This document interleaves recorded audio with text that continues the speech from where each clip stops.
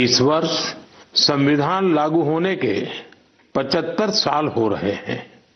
मैं संविधान सभा के उन सभी महान व्यक्तित्वों को नमन करता हूं जिन्होंने हमें हमारा पवित्र संविधान दिया।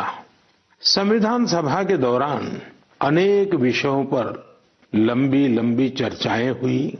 वो चर्चाएं संविधान सभा के सदस्यों के विचार, उनकी वो वाणी हमारी बहुत बड़ी धरोहर है। आज मन की बात में मेरा प्रयास है कि आपको कुछ महान नेताओं की ओरिजिनल आवाज सुनाऊं। साथियों, जब संविधान सभा ने अपना काम शुरू किया तो बाबा साहब आम्बेडकर ने परस्पर सहयोग को लेकर एक बहुत महत्वपूर्ण बात कही थी। उनका ये संबोधन इंग्लिश में है। मैं उसका एक अंश आपको सुनाता हूं।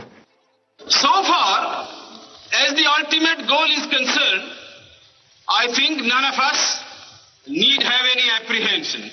None of us need have any doubt. But my fear, which I must express clearly, is this. Our difficulty, as I said, is not about the ultimate future. Our difficulty is how to make the heterogeneous mess that we have today take a decision in common and march in a cooperative way on that road which is bound to lead us to unity. Our difficulty is not with regard to the ultimate. Our difficulty is with regard to the beginning.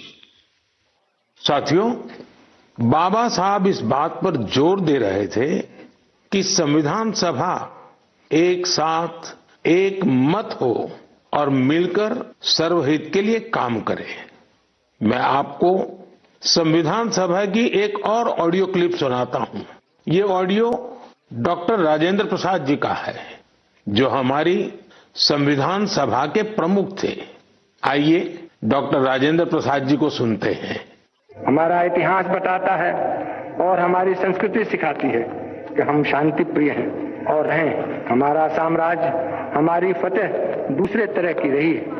हमने दूसरों को जंजीरों से, चाहे वो लोहे की हो या सोने की, कभी नहीं बांधने की कोशिश की। हमने दूसरों को अपने साथ लोहे के जंजीर से भी ज्यादा मजबूत मगर सुंदर और सुखद रेशम के धागे से बांध रखा है, और वो बंधन धर्म का है, संस्कृति का है, ज्ञान का है। हम अब भी उसी रास्ते पर चलते रहेंगे और हमारी एक ही इच्छा और अभिलाषा है।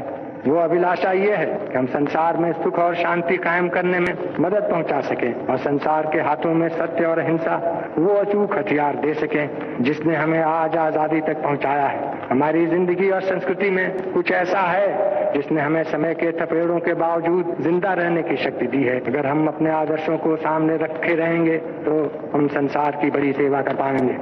साथियों, डॉक्टर राजेंद्र प्रसाद जी ने मानवीय मूल्यों के प्रति देश की प्रतिबद्धता की बात कही थी। अब मैं आपको डॉक्टर श्यामा प्रसाद मुखर्जी की आवाज सुनाता हूं। उन्होंने अवसरों की समानता का विषय उठाया।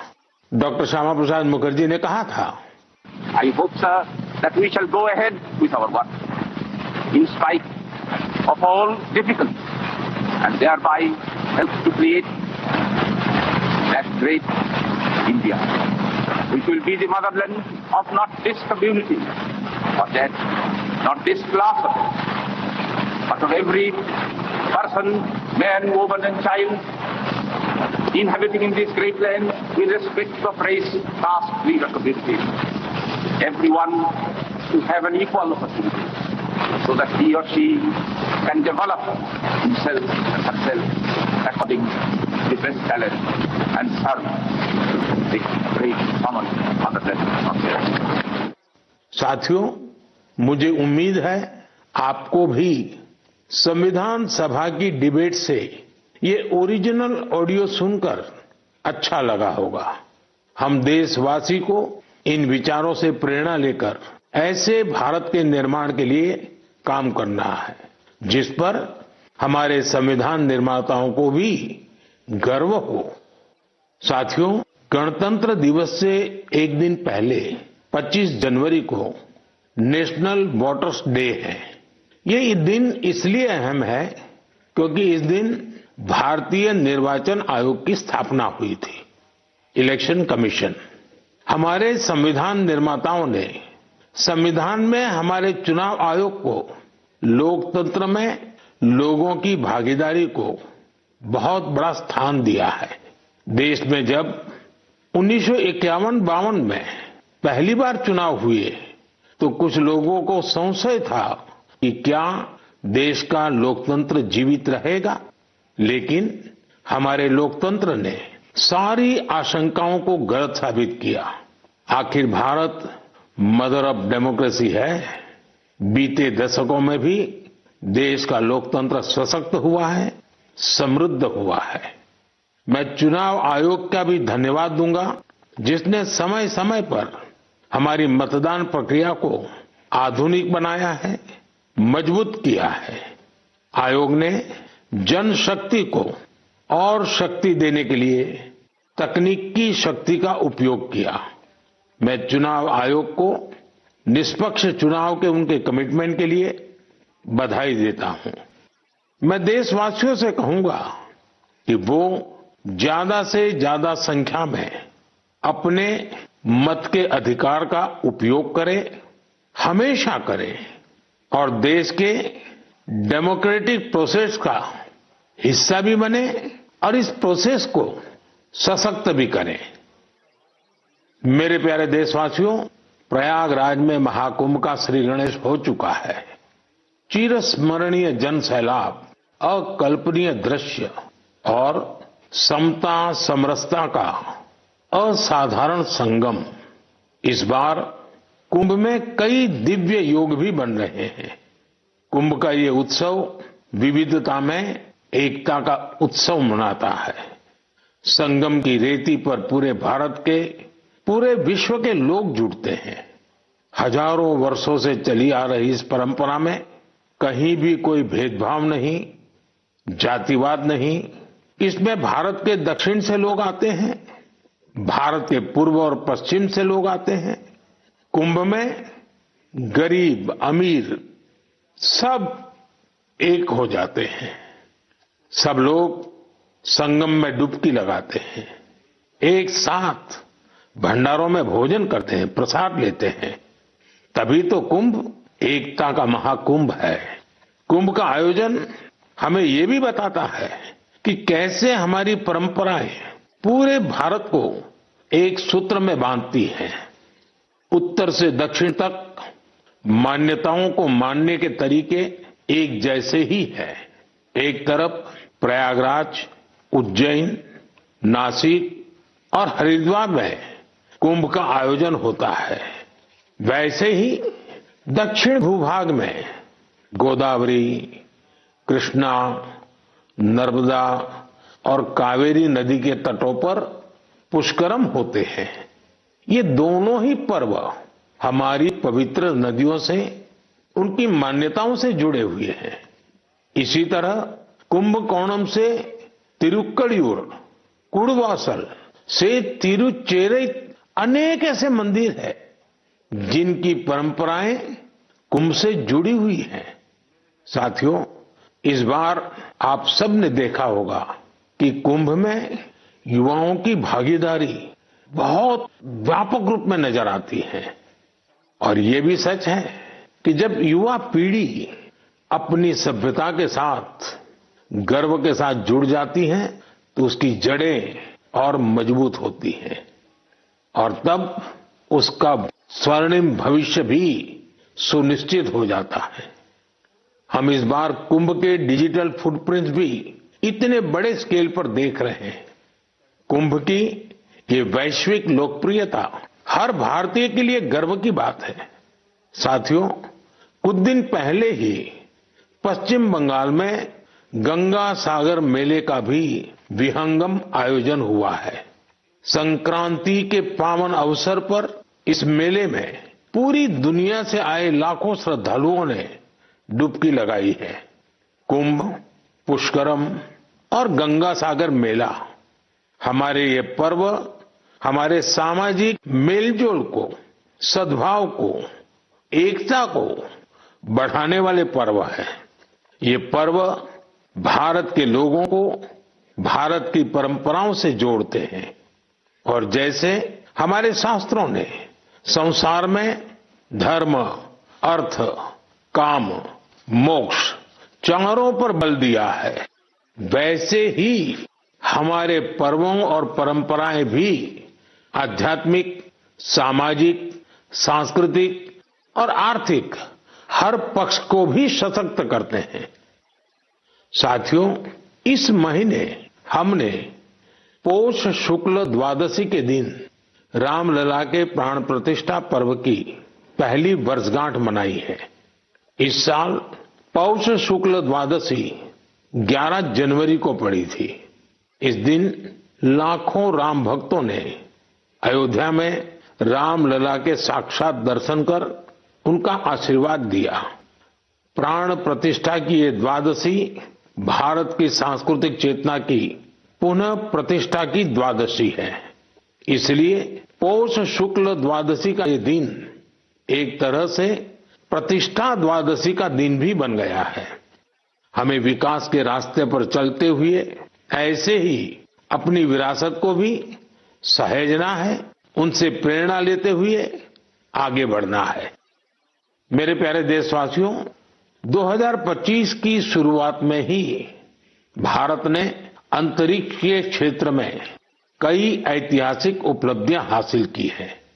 आज मुझे ये बताते हुए गर्व है कि एक भारतीय स्पेस टेक स्टार्टअप बेंगलुरु के पिक्सेल ने भारत का पहला निजी सैटेलाइट कॉन्स्टेलेशन फायरफ्लाई सफलतापूर्वक लॉन्च किया है। यह सैटेलाइट कॉन्स्टेलेशन दुनिया का सबसे high resolution hyper spectral satellite constellation है। इस उपलब्धि ने न केवल भारत को आधुनिक स्पेस टेक्नोलॉजी में अग्रणी बनाया है, बल्कि यह आत्मनिर्भर भारत की दिशा में भी एक बड़ा कदम है। ये सफलता हमारे निजी स्पेस सेक्टर की बढ़ती ताकत और इनोवेशन का प्रतीक है। मैं इस उपलब्धि के लिए पिक्सेल की टीम, इसरो और इन स्पेस को पूरे देश की ओर से बधाई देता हूं। साथियों, कुछ दिन पहले हमारे वैज्ञानिकों ने स्पेस सेक्टर में ही एक और बड़ी उपलब्धि हासिल की। हमारे साइंटिस्ट ने सैटेलाइट्स की स्पेस डॉकिंग कराई है। जब अंतरिक्ष में 2 स्पेस क्राफ्ट कनेक्ट किए जाते हैं तो इस प्रक्रिया को स्पेस डॉकिंग कहते हैं। यह तकनीक अंतरिक्ष में स्पेस स्टेशन तक सप्लाई भेजने और क्रू मिशन के लिए अहम है। भारत ऐसा चौथा देश बना है जिसने ये सफलता हासिल की है। साथियों, हमारे वैज्ञानिक अंतरिक्ष में पौधे उगाने और उन्हें जीवित रखने के प्रयास भी कर रहे हैं। इसके लिए इसरो के वैज्ञानिकों ने लोबिया के बीज को चुना। 30 दिसंबर को भेजे गए ये बीज अंतरिक्ष में ही अंकुरित हुए। ये एक बेहद प्रेरणादायक प्रयोग है जो भविष्य में स्पेस में सब्जियों उगाने का रास्ता खोलेगा। ये दिखाता है कि हमारे वैज्ञानिक कितनी दूर की सोच के साथ काम कर रहे हैं। साथियों, मैं आपको एक और प्रेरणादायक पहल के बारे में बताना चाहता हूं। आईआईटी मद्रास का एक्सटेम केंद्र अंतरिक्ष में मैन्युफैक्चरिंग के लिए नई तकनीकों पर काम कर रहा है। ये केंद्र अंतरिक्ष में 3D printed buildings, metal forms और ऑप्टिकल फाइबर जैसे तकनीकों पर रिसर्च कर रहा है। ये सेंटर बिना पानी के कंक्रीट निर्माण जैसी क्रांतिकारी विधियों को भी विकसित कर रहा है। एक्सटेम की ये रिसर्च भारत के गगनयान मिशन और भविष्य के स्पेस स्टेशन को मजबूती देगी। इससे मैन्युफैक्चरिंग में आधुनिक टेक्नोलॉजी के भी नए रास्ते खुलेंगे। साथियों, ये सभी उपलब्धियां इस बात का प्रमाण है कि भारत के वैज्ञानिक और इनोवेटर्स भविष्य की चुनौतियों का समाधान देने के लिए कितने विजनरी हैं। हमारा देश आज स्पेस टेक्नोलॉजी में नए कीर्तिमान स्थापित कर रहा है। मैं भारत के वैज्ञानिकों, इनोवेटर्स और युवा उद्यमियों को पूरे देश की ओर से शुभकामनाएं देता हूं।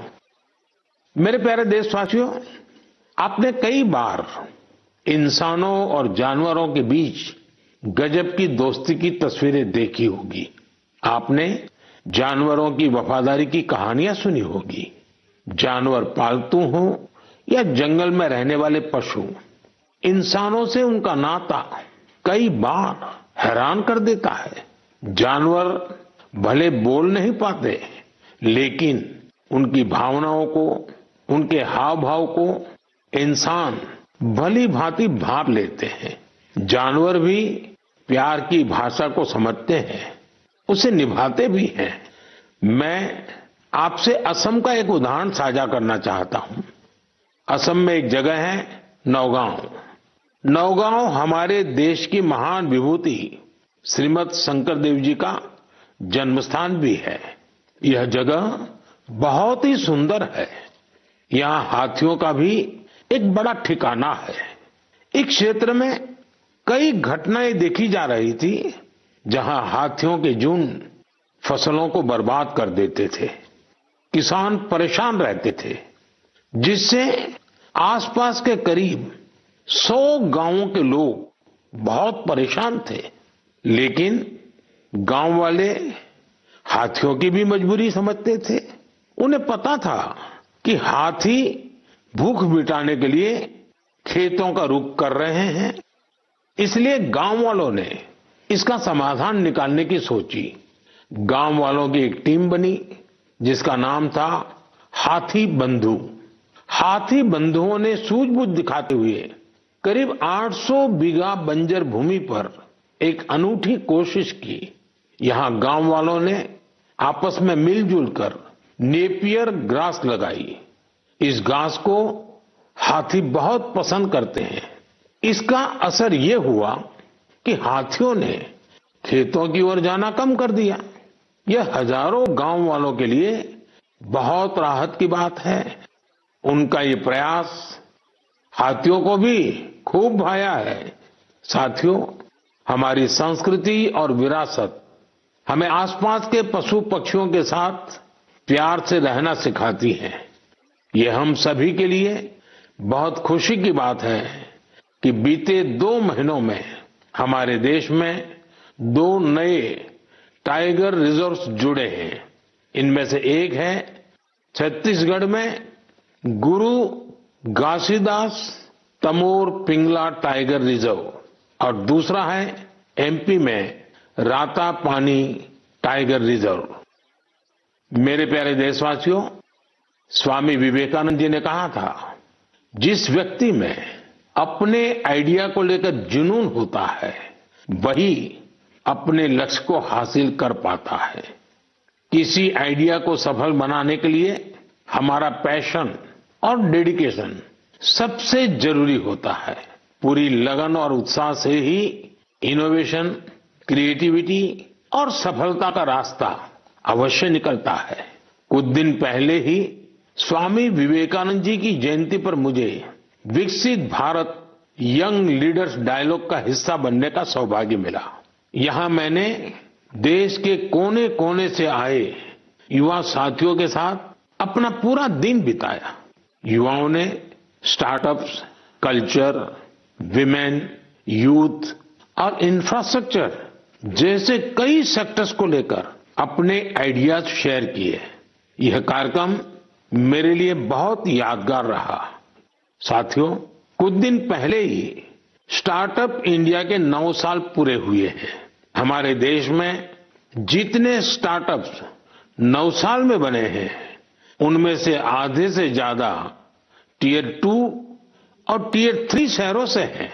और जब ये सुनते हैं तो हर हिंदुस्तानी का दिल खुश हो जाता है। यानी हमारा स्टार्टअप कल्चर बड़े शहरों तक ही सीमित नहीं है। और आपको यह जानकर हैरानी होगी कि छोटे शहरों के स्टार्टअप्स में आधे से ज्यादा का नेतृत्व हमारी बेटियां कर रही है। जब यह सुनने को मिलता है कि अंबाला, हिसार, कांगड़ा, चेंगलपट्टू, बिलासपुर, ग्वालियर और वाशिम जैसे शहर स्टार्टअप्स के सेंटर बन रहे हैं तो मन आनंद से भर जाता है। नागालैंड जैसे राज्य में पिछले साल स्टार्टअप्स के रजिस्ट्रेशन में 200% से अधिक की वृद्धि हुई है। Waste management, non renewable energy, biotechnology और लॉजिस्टिक्स ऐसे सेक्टर हैं जिनसे जुड़े स्टार्टअप सबसे ज्यादा देखे जा रहे हैं। ये कन्वेंशनल सेक्टर्स नहीं है, लेकिन हमारे युवा साथी भी तो कन्वेंशनल से आगे की सोच रखते हैं, इसलिए उन्हें सफलता भी मिल रही है। साथियों, 10 साल पहले जब कोई स्टार्टअप के क्षेत्र में जाने की बात करता था तो उसे तरह तरह के ताने सुनने को मिलते थे। कोई ये पूछता था कि आखिर स्टार्टअप होता क्या है, तो कोई कहता था कि इसे कुछ होने वाला नहीं है। लेकिन अब देखिए, एक दशक में कितना बड़ा बदलाव आ गया। आप भी भारत में बन रहे नए अवसरों का भरपूर लाभ उठाएं। अगर आप खुद पर विश्वास रखेंगे तो आपके सपनों को भी नई उड़ान मिलेगी। मेरे प्यारे देशवासियों, नेक नियत से निस्वार्थ भावना के साथ किए गए कामों की चर्चा दूर सुदूर पहुंच ही जाती है। और हमारा मन की बात तो इसका बहुत बड़ा प्लेटफॉर्म है। हमारे इतने विशाल देश में दूर दराज भी अगर कोई अच्छा काम कर रहा होता है, कर्तव्य भावना को सर्वोपरि रखता है, तो उसके प्रयासों को सामने लाने का ये बेहतरीन मंच है। अरुणाचल प्रदेश में दीपक नाबाम जी ने सेवा की अनूठी मिसाल पेश की है। दीपक जी यहां लिविंग होम चलाते हैं, जहां मानसिक रूप से बीमार, शरीर से असमर्थ लोगों और बुजुर्गों की सेवा की जाती है। यहां पर ड्रग्स की लत के शिकार लोगों की देखभाल की जाती है। दीपक नाबाम जी ने बिना किसी सहायता के समाज के वंचित लोगों, हिंसा पीड़ित परिवारों और बेघर लोगों को सहारा देने का अभियान शुरू किया। आज उनकी सेवा ने एक संस्था का रूप ले लिया है। उनकी संस्था को कई अवार्ड से भी सम्मानित किया गया है। लक्षद्वीप के कवरत्ती द्वीप पर नर्स के रूप में काम करने वाली के हिडुम्बी जी, उनका काम भी बहुत प्रेरित करने वाला है। आपको ये जानकर हैरानी होगी कि वो 18 वर्ष पहले सरकारी नौकरी से रिटायर हो चुकी हैं, लेकिन आज भी उसी करुणा और स्नेह के साथ लोगों की सेवा में जुटी हैं जैसे वो पहले करती थी। लक्षद्वीप के ही केजी मोहम्मद जी के प्रयास ये भी अद्भुत है। उनकी मेहनत से मिनिकॉय द्वीप का मरीन इकोसिस्टम मजबूत हो रहा है। उन्होंने पर्यावरण के प्रति लोगों को जागरूक करने के लिए कई गीत लिखे हैं। उन्हें लक्षद्वीप साहित्य कला अकादमी की तरफ से बेस्ट फोक सॉन्ग अवार्ड भी मिल चुका है। केजी मोहम्मद रिटायरमेंट के बाद वहां के म्यूजियम के साथ जुड़कर भी काम कर रहे हैं। साथियों, एक और बड़ी अच्छी खबर अंडमान और निकोबार द्वीप समूह से भी है। निकोबार जिले में वर्जिन कोकोनट ऑयल को हाल ही में जीआई टैग मिला है। वर्जिन कोकोनट ऑयल, उसको जीआई टैग के बाद एक और नई पहल हुई है। इस ऑयल के उत्पादन से जुड़ी महिलाओं को संगठित कर सेल्फ हेल्प ग्रुप बनाए जा रहे हैं। उन्हें मार्केटिंग और ब्रांडिंग की स्पेशल ट्रेनिंग भी दी जा रही है। ये हमारे आदिवासी समुदायों को आर्थिक रूप से सशक्त बनाने की दिशा में एक बड़ा कदम है। मुझे विश्वास है भविष्य में निकोबार का वर्जिन कोकोनट ऑयल दुनिया भर में धूम मचाने वाला है और इसमें सबसे बड़ा योगदान अंडमान और निकोबार के महिला सेल्फ हेल्प ग्रुप का होगा। मेरे प्यारे देशवासियों, पल भर के लिए आप एक दृश्य की कल्पना कीजिए। कोलकाता में जनवरी का समय है, दूसरा विश्व युद्ध अपने चरम पर है और इधर भारत में अंग्रेजों के खिलाफ गुस्सा उफान पर है। इसकी वजह से शहर में चप्पे चप्पे पर पुलिस वालों की तैनाती है। कोलकाता के बीचों बीच एक घर के आसपास पुलिस की मौजूदगी ज्यादा चौकस है। इसी बीच लंबा ब्राउन कोट, पैंट और काली टोपी पहने हुए एक व्यक्ति रात के अंधेरे में एक बंगले से कार लेकर बाहर निकलता है। मजबूत सुरक्षा वाली कई चौकियों को पार करते हुए वो एक रेलवे स्टेशन गोमो पहुंच जाता है। ये स्टेशन अब झारखंड में है। यहां से एक ट्रेन पकड़कर वो आगे के लिए निकलता है। इसके बाद अफगानिस्तान होते हुए वो यूरोप जा पहुंचता है और यह सब अंग्रेजी हुकूमत के अवैध किलेबंदी के बावजूद होता है। साथियों, ये कहानी आपको फिल्मी सीन जैसी लगती होगी। आपको लग रहा होगा इतनी हिम्मत दिखाने वाला व्यक्ति आखिर किस मिट्टी का बना होगा। दरअसल ये व्यक्ति कोई और नहीं, हमारे देश की महान विभूति नेताजी सुभाष चंद्र बोस थे। 23 जनवरी यानी उनकी जन्म जयंती को अब हम पराक्रम दिवस के रूप में मनाते हैं। उनके शौर्य से जुड़ी इस गाथा में भी उनके पराक्रम की झलक मिलती है।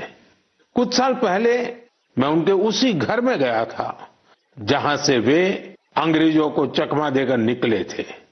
उनकी वो कार अभी वहां मौजूद है।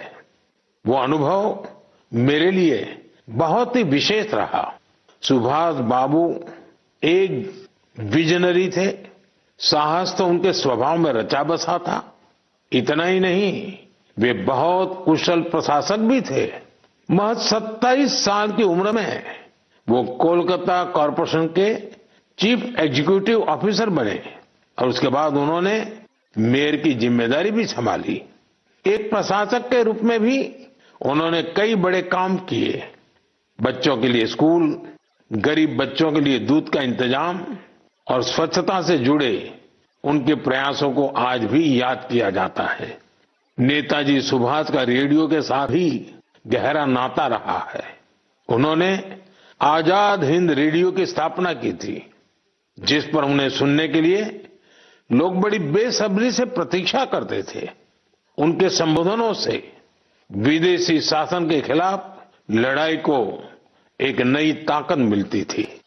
आजाद हिंद रेडियो पर अंग्रेजी, हिंदी, तमिल, बांग्ला, मराठी, पंजाबी, पश्तो और उर्दू में न्यूज बुलेटिन का प्रसारण होता था।